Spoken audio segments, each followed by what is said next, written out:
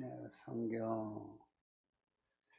성경의 하나님은 만왕의 왕이십니다. 그 이스라엘만의 하나님이 아니시고, 교회만의 하나님이 아니시고, 그 모든 나라의 하나님이시다. 하나님이 세상을 창조하시고 다스리시는데 당연하죠. 근데 사람들은 이걸 잘 모릅니다. 이스라엘 사람들도 말로는 안다 해놓고 실제로는 잘 몰랐고, 교회 다니는 우리도 말로는 안다 하는데 실제 생활에서 잘 모르는 것 같아요. 그래서 아등바등 살게 되고, 가진 사람에게 비굴하게 굴고. 그래서 하나님이 나의 하나님인지 누구의 하나님인지 모호하게 믿는 사람이 적지 않습니다. 내 하나님이 이스라엘 택하신 것처럼 우리를 택하신 겁니다. 그러니까 아브라함 택하신 것처럼 우리를 택하신 거예요.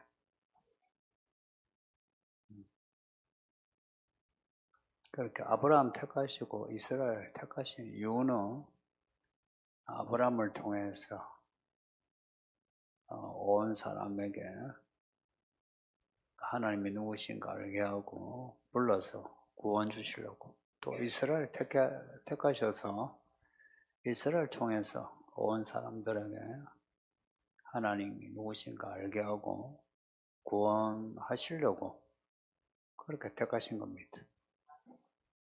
그 방향이 세상 땅끝까지 향해 있습니다. 참 하나님이 진짜 하나님이세요. 성경은 이런 이야기를 기록하고 있는데 정확하게 얼마나 긴 시간이 걸렸는지 잘 모르고요. 근데 성경에 기록된 내용만 해도 엄청난 이야기들이 흘러갔습니다. 우리 성경의 기록은 단지 그 사건들만 기록한 게 아니고, 그러면 다큐가 되죠. 성경은 다큐가 아니고 메시지입니다. 메시지. 그러니까 하나님이 우리에게 말하고자 하는 그 사실과 사실 이면에 있는 의미들을 우리에게 가르쳐 주시려고 성경을 주신 겁니다.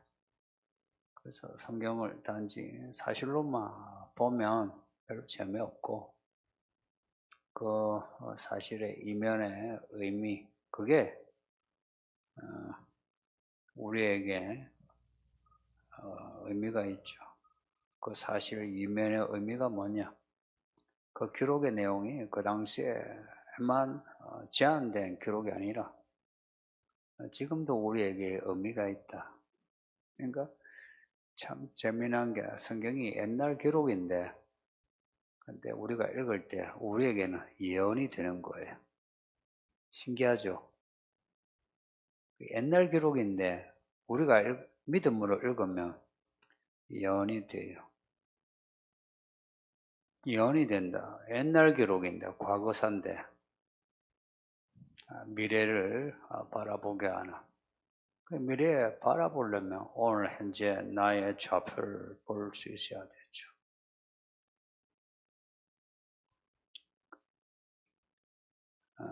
역사에 대해서 알고 싶은 사람, 혹은 인생의 의미에 대해서 알고픈 분은 성경을 읽으시면 됩니다. 지금 제가 말한 이 내용과 유사한 말을 하는 철학 사조 혹은 철학가들이 많습니다. 현대에 와서는 하이데크 이름을 들어보셨는지, 헤겔, 그 전에 플라톤 이런 굵직굵직한 그 사람들이 이런 이야기 많이 했어요. 근데 어떤 부분적으로 말은 같은데 결론이 달라요. 그래서 그 철학이나 인문학이 부분적으로 같은데 결론이 다르다. 중요한 거는 결론이죠. 성경의 결론이 맞아요. 제가 요즘 예전에 옛날에 읽던 그 책들 조금씩 다시 한 번씩 이제 봐요. 그 인문학서나 아니면 전문 그 철학서 쪽에 보면 그 사람들의 그 진지함과 진솔함은 참 공감되는데 어쩌다 결론이 그렇게 되었는지 요즘 드는 생각입니다. 교회 밖에 기록하고 교회 안에 기록이 많이 달라요. 부분적으로 내용이 같다는 거는 사람이 나름 이제 공부를 해서 깨달은 바가 비슷한 게 있어요. 근데 그게 사람의 경험 혹은 지식의 한계에 머물러 있어요. 그거 넘어 혹은 그 밑에 있는 이면, 그 이상의 초월적인 의미 혹은 그 밑에 있는 이면의 의미는 사람들이 잘 몰라요. 그게 이제 흔히 말하면 실상이에요, 실상. 진실이란 거. 사람들이 나름 열심히 공부하고 뭐 연구하고 가르치고 배우는데 결론이 답이 틀려요. 성도님들, 우리가 좀 무식하지만 정답을 찾읍시다. 그 성경이 정답입니다. 제가 나이 들수록 그래도 얕게나마 공부를 하면 늘 확인하는 게 있어요. 야, 성경을 이렇게 알게 된 게 제게는 로또예요, 로또. 마스터 키. 뭐 무식해도 괜찮아요. 성경의 이 내용을 받아들일 만큼 받아들이면 돼요. 그리고 살면 돼요. 그러면 결론은 희한하게 뭐 오래 믿은 사람, 성경을 많이 아는 사람이나 그렇지 못한 우리나 나중에 결론 보면 다 같은 결론에 가 있어요. 신기하죠? 그러니까 믿음 생활하는 거 너무 어렵게 생각하지 마세요. 아등바등이 아니고요. 하나님이 가져오면 손잡고 아이들이 아버지 손잡고 나름 힘있게 걷잖아요. 그죠? 아빠 걸음 맞춰서 걸음에 맞춰서 가면 돼요. 그러면 가야 할 곳에 갑니다. 이런 스가랴서 같은 이런 선지서는 예언서인데 우리에게 더더욱 의미가 커요. 뭐 역사서보다도 훨씬 의미가 커요. 우리가 실제적인 의미가 있다는 이야기입니다. 그 의미가 있는 이유는 우리의 시간 혹은 인생이 혹은 일들이 이 기록된 성경 밖으로 못 나가요. 못 나가기 때문에 이 안에 머물기 때문에 성경 안에만 머물면 인생 안전합니다. 그리고 하나님이 어떻게 하실런지 내게 일어날 일들 혹은 이 역사에서 미래에 대해서도 이렇게 조망이 되고요. 오늘 이 본문에 나오는 도시들 뭐 듣기 익숙한 도시도 있지만 좀 처음 듣는 도시도 있겠는데요. 하드락, 다메섹, 하맛, 두로, 시돈 이름이 나오는데 성경에서 주로 부정적인 도시들입니다. 좋은 도시들이 아니고 늘 하나님께 안 좋게 하고 우상 숭배하고 이스라엘 괴롭히고 그런 도시입니다. 그 대표적인 게 두로와 시돈입니다. 혹은 가사, 가트 이런 도시들입니다.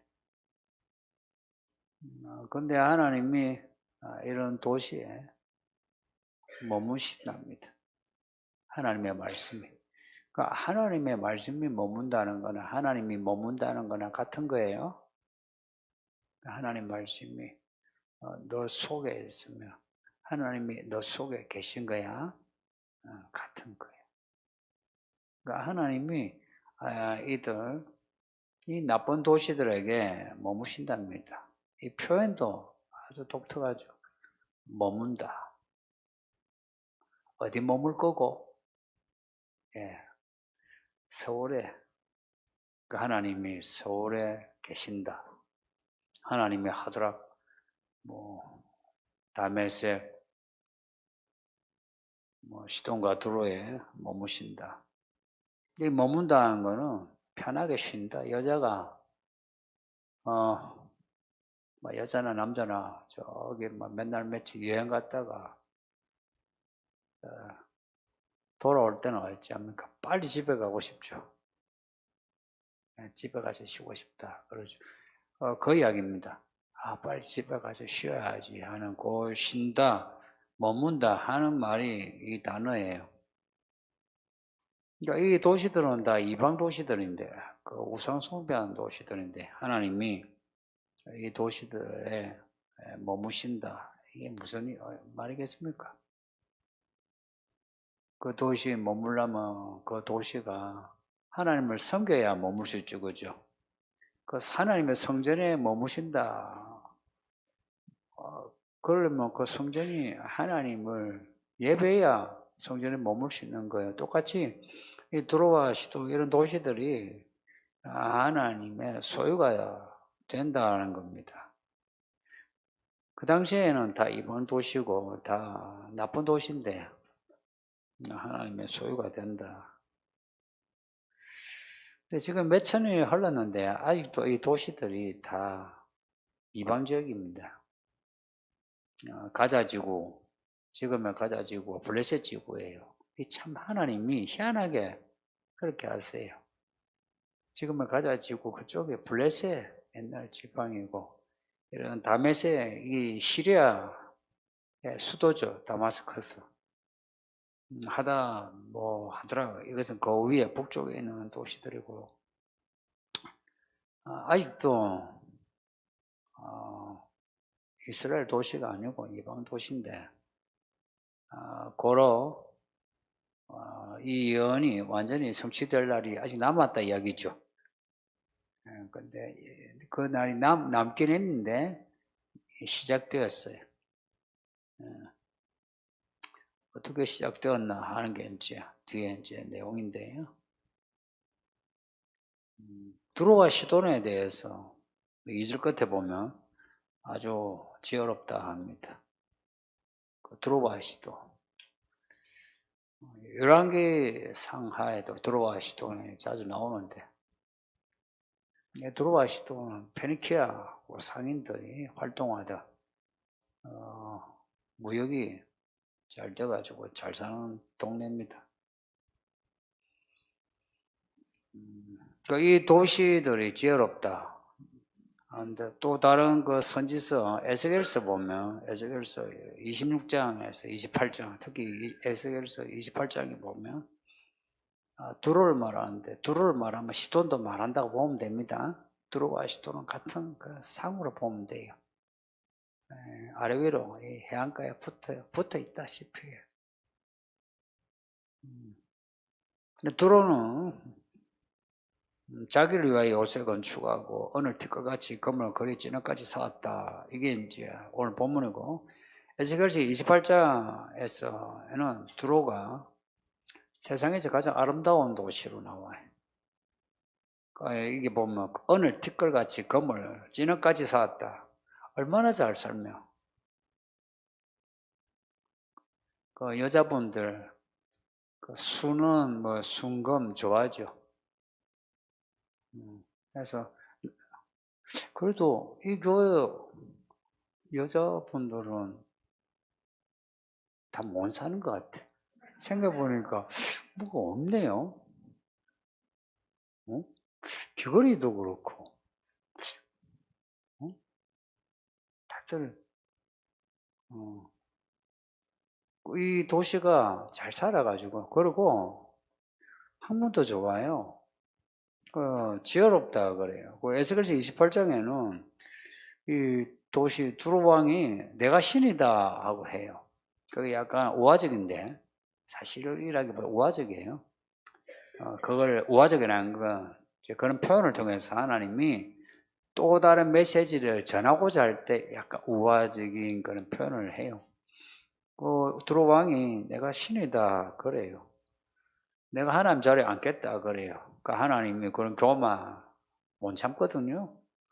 그러니까 하나님이 이제 추락하게 무덤에 떨어뜨려요. 오늘 본문에도 이 내용이 있어요. 4절에 보면 주께서 그를 정복하시면 그의 권세를 바다에 쳐넣으시리니, 야, 성경이 뭐 쳐넣다 뭐 이런 첫자가 많죠. 이게 이제 표현이 과격함을 이제 드러내는 말씀이죠. 하나님이 들어오시도 이런 도시들을 전부 다 정복하셔서 징계하셨다 이 말입니다. 하나님이 징계하시면 적절한 징계 끝나면 이제 정결케 돼요. 그러면 그 도시가 하나님 보시기에 괜찮은 도시가 돼요. 예루살렘이 그렇게 징계받았잖아요. 70년간 쫓겨가 이제 돌아왔을 때 예루살렘이 이제 정결케 되었어요.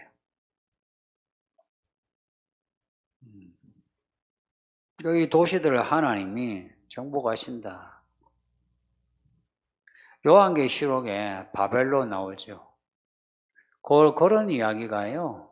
요 이야기의 전체에 합한 겁니다. 도시의 정복 이야기가 바벨론 이야기가 요한계시록에. 정말 하나님이 모든 도시를 정복합니다. 서울 불바다 됩니다. 면할 수 없습니다. 그냥 여러분이 화재 난 거 보는 그런 불바다가 아니고 지하에서도 피할 수 없는 그런 모든 것을 녹이는 불바다 속에 들어갑니다. 아마 여러분이 기도를 하셔도 같은 응답을 받을 거예요. 그렇게 하나님이 징계하셔 도시들을 다 정복합니다. 그러고 보면 이 몇 개의 도시들은 이거는 예시예요. 예시. 여기에는 서울도, 동경도, 뉴욕도 다 들어가요. 정복하시고 바다에 쳐넣으신다. 불에 태우신다. 성도님들, 우리가 진짜 성경을 믿으면 이런 걸 읽으면서 긴장해야 합니다. 일 터지기 전에.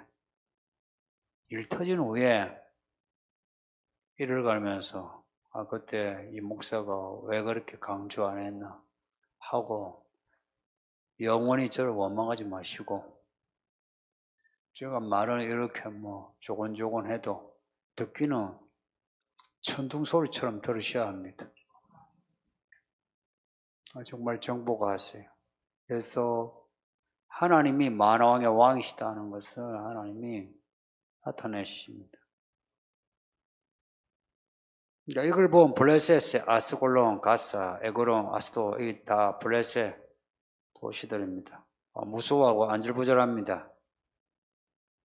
뭐 도시들마다 약간 반응이 조금씩 다르게 기록이 되어 있는데 5절, 5절에 보면요 약간 기록이 다르게 되어 있는데, 근데 실은 같은 모습인데 약간씩 다르게 표현한 것 뿐입니다. 다 무수하고 안절부절합니다.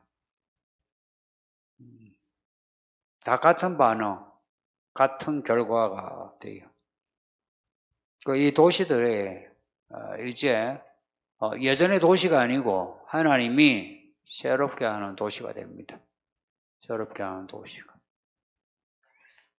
어떻게 하실까 저도 참 기대가 됩니다. 서울이 어떻게 징계받고 어떻게 변할 것 같습니까? 정말 기대가 되는데 겁나기도 하고. 하나님이 정복하고 차지하는 도시가 된다. 그렇다면 이게 의미하는 바는 하나님 편에 있는 사람은 그 환난을 면하겠죠. 그 환난에서 끊짐을 받습니다. 그래서 시간이 더디다 자꾸 그렇게 느끼게 해요. 그래서 사람들의 긴장이 좀 떨어지는데 이제는 인내의 싸움입니다. 이제 인내 싸움입니다. 우리 중에 끝까지 긴장해서 기름을 던 사람하고 긴장이 빠져가지고 아무 준비 못한 사람 이렇게 이제 갈라지게 될 겁니다.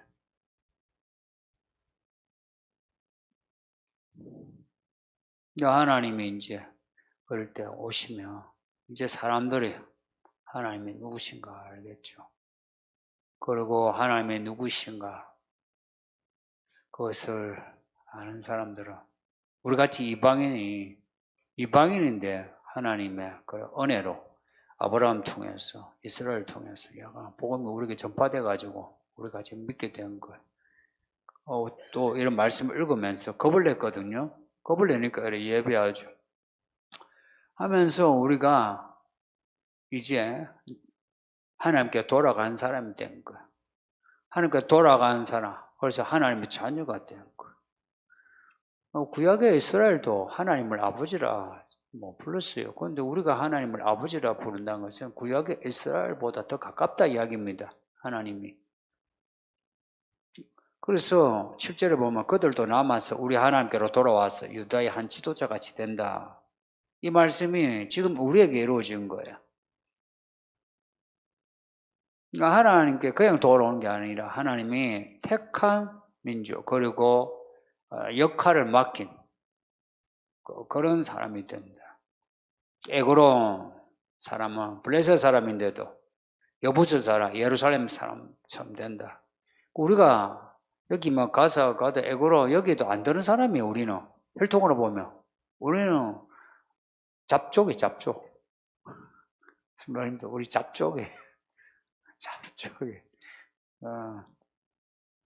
잡족이 우리가 여부스 사람이라 예루살렘이 여부스예요. 예루살렘 사람처럼 된다. 우리가 잡족인데 우리가 아브라함의 후사 이삭 같은 사람이 되었다 이야기입니다. 지금 이삭이 딴 사람이 아니고 우리가 이삭 같은 사람이에요. 이 아이들 다 이삭이에요. 우리 어르신도 다 이삭이에요. 하나님이 우리를 차지하신 거라 지금 우리를 차지하신 거라. 이 변방의 그 한반도에 있는 우리를 하나님이 택하신 거라. 우리를 차지하신 거라. 그 8절 끝에 내가 눈으로 친히 봄이라. 하나님이 우리를 눈으로 친히 눈동자같이 지켜주시고 우리가 또한 하나님의 그 손길을 이제 보게 되죠.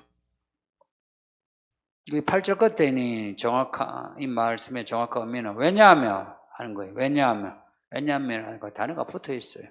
내 눈으로 똑똑히 지켜볼 것이다. 그러니까 만군의 여호와 하나님이 이렇게 눈을 딱 불 것 같은 눈동자로 지키시니 어떤 공격도 시험도 막아주신다. 하나님이 차지한 땅을 누가 건드리겠느냐. 로마서 8장을 보면 8장 끝에 보면 우리와 하나님의 관계, 하나님의 사랑에서 누가 우리를 끊을 수 있겠느냐. 죽음이냐 생명이냐 천사냐 사람이냐 아무도 우리를 하나님에게서 끊지 못한다. 그 말씀입니다. 그러니까 이거는요, 믿음을 그렇게 가지면 진짜 아무도 못 끊어요. 근데 내가 믿음이 없이 아이고 하나님 날 버리셨다 하면 진짜 버린 게 돼요.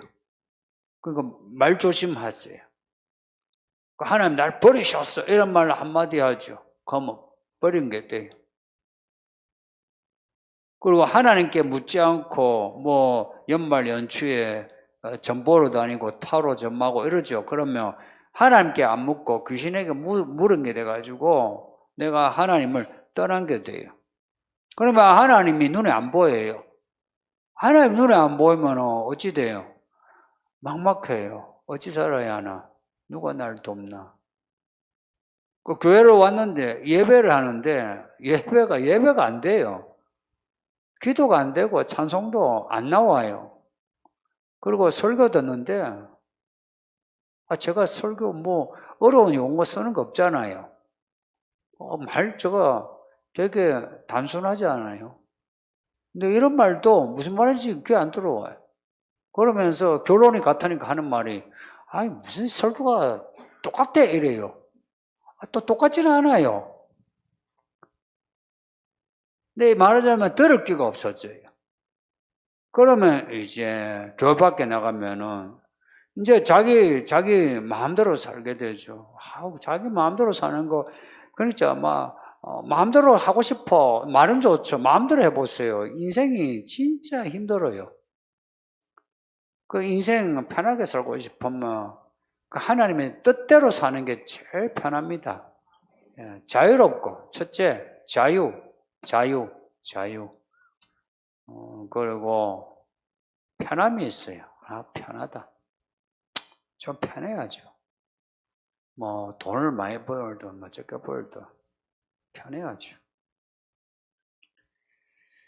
언제 그렇게 되나? 선지자들이 예언하는 그 메시아가 오면 그렇게 됩니다. 요 9절, 요 본문 뒤에 9절에 보면 이제 왕이 오시는데 이제 그 흐름에 있어요. 요 본문이 메시아가 오시면 그렇게 된다. 너희 왕이 너에게 임하시나니 그는 공의로우시고 구원을 베푸신다. 그 말씀하신 그 왕이 오시면 그렇게 되는 겁니다. 예수님이 오셨잖아요. 우리가 구절을 아직 읽진 않았지만 다음 주에 설교하지만 예수님이 이미 오셨어요. 뒤에 보면 낙이 타고 오신다는데 진짜 낙이 타고 오셨어요 이미. 그리고 뭐 죽으시고 부활하셨어요. 말하자면 선지자들의 그 예언, 그 핵심이 다 이루어졌어요. 그 핵심은 다 이루어졌고요. 이제 적용만 남았어요. 이제 적용이란 게요. 그 예수를 믿는 사람은 예수님의 그 복음이 적용이 돼서 하나님의 나라가 돼요. 근데 안 믿으면요, 그 복음이란 게 그냥 묻힌 게 돼가지고, 뭐야. 그냥 뭐 나사렛 예수잖아. 뭐 믿어서 뭐가 좋은데. 뭐 돈이 생기나, 뭐 밥이 생기나. 그런 말을 해요. 근데 이게 이제 믿음의 신비입니다. 우리 가운데 지금 예배하면서도 와 정말 그 말씀이 신비롭다 하고 하나님의 이끌어 가시는 경륜이 참 신비롭다 이런 사람이 있는가 하면 참 막막하다 이런 거 있죠. 막막하다, 모호하다. 저 목사는 무슨 신념으로 저를 설교할까 이런 생각 앉아서 하는 분들 있죠. 그렇게 돼요. 그러니까 이 예수님을 믿는다는 게 정말 큰 은혜입니다. 근데 그 큰 은혜를요, 내가요, 예수님 믿겠습니다 하고 믿고자 하면 큰 은혜를 그냥 주세요. 근데 준다. 보세요. 제가 설교하면서 그래도 믿으세요. 설명을 하잖아요. 제가 말하면 죽을 일지 만들어가 쉽게 드세요 하잖아요. 뭐 책망도 하지만 사실은 이 본문보다 긴 언어로 설명하잖아요. 그러면은 이렇게 뭐 먹고 씹어서 소환되면 다시 아마 되새김했다가 또 씹고 이래가 먹으면 되는데 그걸 안 먹는 거예요. 근데 지금은요, 예수님이 이 땅에 재림하시기 전에는 그래요. 이제 예수 믿는 사람은 이 말씀이 성취가 된 말씀이 되고요. 안 믿는 사람은 이 말씀이 아직도 여전히 아직 아니요 이렇게 돼버려요. 여기 예배 같이 하는데도 누구에게는 이 말씀이 아멘, 정말 하나님 이렇게 하셨다 하고 확인이 되고요. 어떤 사람은 나에게는 언제 이런 일이 생기노? 진짜 이게 진짜인가? 이렇게 막연한 미래가 되고요. 그러면 이 서울, 이 도시는 어떻냐? 하드라, 이게 시돈, 두로 이런 도시 하나님이 정복하시고 본인의 소유로 여기시고 그곳에서 머무신다 했어요. 그러면 우리 서울은 어떻고 여러분은 어떻습니까? 여러분은 하나님의 소유가 되었는지 아니면 이 서울이 하나님의 도시가 되었는지. 성도님들, 이 서울이 하나님의 도시가 된 것 같습니까? 안 된 것 같습니까?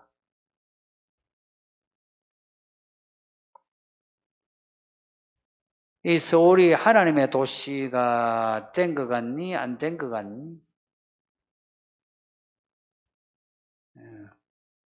그러면 여러분은 하나님의 소유가 된 것 같아요? 안 된 것 같아요? 안 된 것 같아요? 된 것 같아요?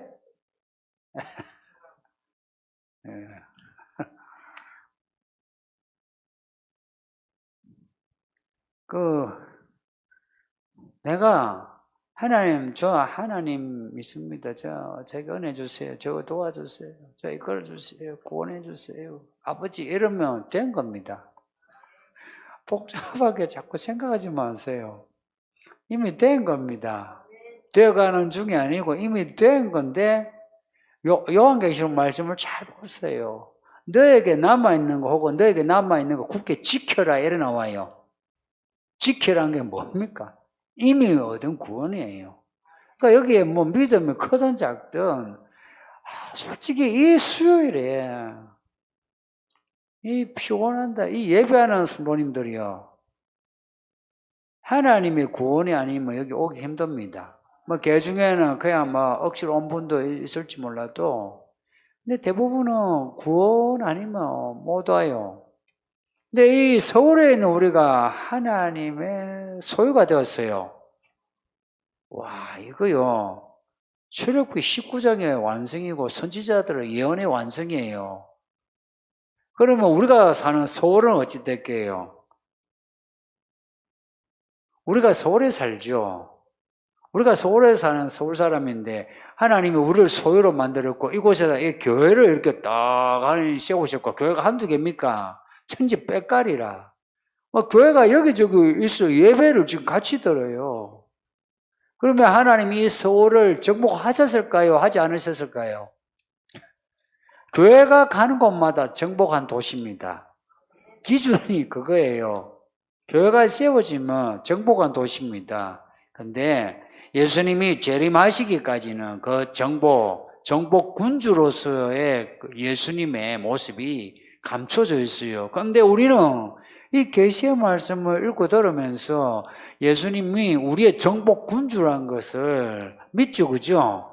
그러면 이 도시가 이미 정복이 된 거예요. 이 서울이 이미 정복되었어요. 이 나라가 하나님의 나라고요. 하나님의 도시가 맞아요. 누구 때문에? 믿는 우리로 인해서. 교회가요, 그냥 안 세워져요. 이긴 자 되신 예수님이 세상을 이기신 승리의 증거로 교회가 세워져요. 그리고 이 17, 18 이렇게 여러 세기 동안에 교회가 뿌리가 되고 원동력이 되어서 이런 민주주의, 자본주의 이 주류가 되었어요. 있죠. 하나님의 손길이 이 교회만이 아니라 교회 밖의 사회도 지금 장악해 나가고 있어요. 장악하셨어요. 근데 이런 거예요. 믿음이 있는 자는 그것을 보게 되고 누리게 되지만 믿음이 없는 자는 여전히 이미 패배한 두로왕, 마귀, 그 사탄을 왕으로 모시고 있는 거라. 어리석죠, 그죠? 우리 이긴 자 예수를 왕으로 믿고 세상 사람은 이미 패배한 진짜 붉은 용 마귀를 왕으로 모시니 얼마나 불쌍합니까? 그래서 그들은 밤낮 쉼이 없어요. 예수 안 믿는 사람, 안 믿고 사는 거는요, 밤낮으로 쉬지 못해요. 돈 벌어도 쉬지 못해요. 여러분 쉬시나요? 저는, 제가 신앙 고백하면 저는 목회가 저의 쉼입니다. 저 목회하는 이 설교가 또 설교 준비하는 게 다 쉼이에요. 제가 설교를 한 주에 몇 번 하시는지 압니까? 아침 설교 2번 하죠. 그리고 수요일, 금요일, 토요일 해가지고. 근데, 이해는 하는데요. 목회자가 설교가 힘들어서, 아이고, 고달프다 하는 게, 아직 사실 공감은 안 돼요. 이게 얼마나 좋은데. 사실 부담은 돼요. 하고 나면 약간 힘 빠지긴 해요. 그러니까 준비도 그렇고. 근데 이게 진짜 안식이라. 머문다는 이 표현이 나 정말 마음에 들어요. 이렇게 교회를 하면서 제가 머물 자리에서 쉬는 것 같아.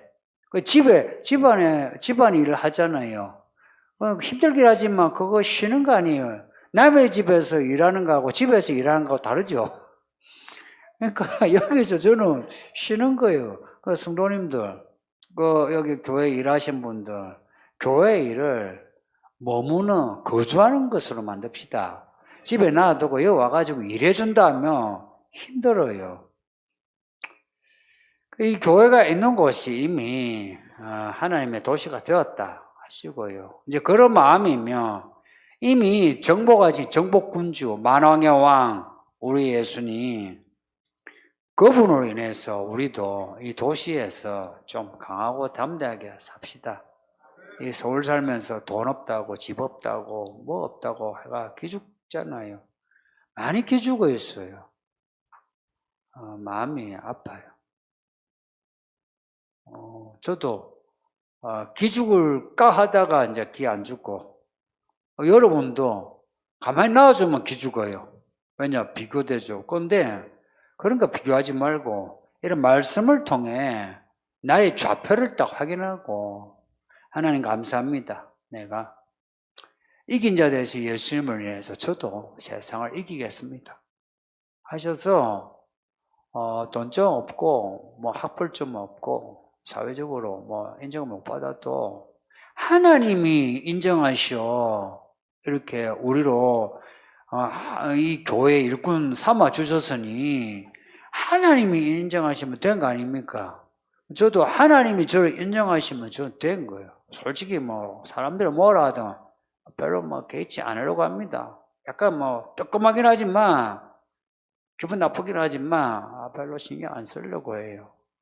가난하고 아프고 서럽고 해도요. 영원하신 하나님을 인해서 여러분들 마음 편하게 사세요. 네. 하나님이 결코 우리의 이 현실을 외면하지 않으신다는 것. 정복하신 우리 예수님, 이 서울 사는 우리의 현실을 다 아신다는 것. 이거 염두에 두시고 예수님을 자주 친밀하게 가까이 하세요. 예수님이 세상에 오셔 뭘 하셨는지 생각해 보세요. 병 고쳐줬어요. 그리고 먹을 거 없으니까 먹을 거 만들어 주셨고요. 그리고 귀신 쫓아 주셨고요. 그거요. 지금도 하신다 이야기 아닙니까? 그때는 하고 지금 안 하냐? 그러면 앞뒤가 안 맞죠. 지금도 그렇게 해요. 그러니 여러분도 하나님께 엉기세요. 그래서 돈 없으면 하나님 먹을 거 없어요. 밥 줬어요. 집이 없으면 하나님 제가 들어갈 집이 없어요. 집 주세요. 아프면 하나님 고쳐주세요. 있죠. 고쳐주시든 해결해 주시든 안 해주시든 하나님은 하나님의 선한 뜻대로 하시니까 걱정하지 마세요. 네? 이 이야기가 어느 정도 터널처럼 지나가기만 하면 됩니다. 근데 내가 거기서 벗어나서 돌아가면 안 돼요. 내가 믿음으로 시작했으면 이걸 지나가야지. 아이고 어둡네 하고 내가 다시 가버리면 나 진짜가 됩니다. 그러니 이왕 우리가 시작해서 이 지하 3층에 이렇게 예배를 할 것 같으면 이 예배에서 또 예배로 계속해서 진짜 이기는 자가 됩시다. 그래서 하나님이 우리 가운데 머무시는 거, 쉬시는 거 우리가 경험하고, 또한 우리도 하나님 안에서 쉬고 머물고 살아가는 거 우리도 훈련합시다. 그래서 2021년 이 봄날, 자, 이 말씀이 여러분에게 새싹에 돋는 그런 말씀이 되었으면 합니다. 말씀 생각하면서 우리 합심해서 기도합시다. 우리를 지키시는, 우리를 눈동자같이 지키시는 하나님을 마음에 딱 확신하고 의심하지 않고 믿음으로 기도합시다.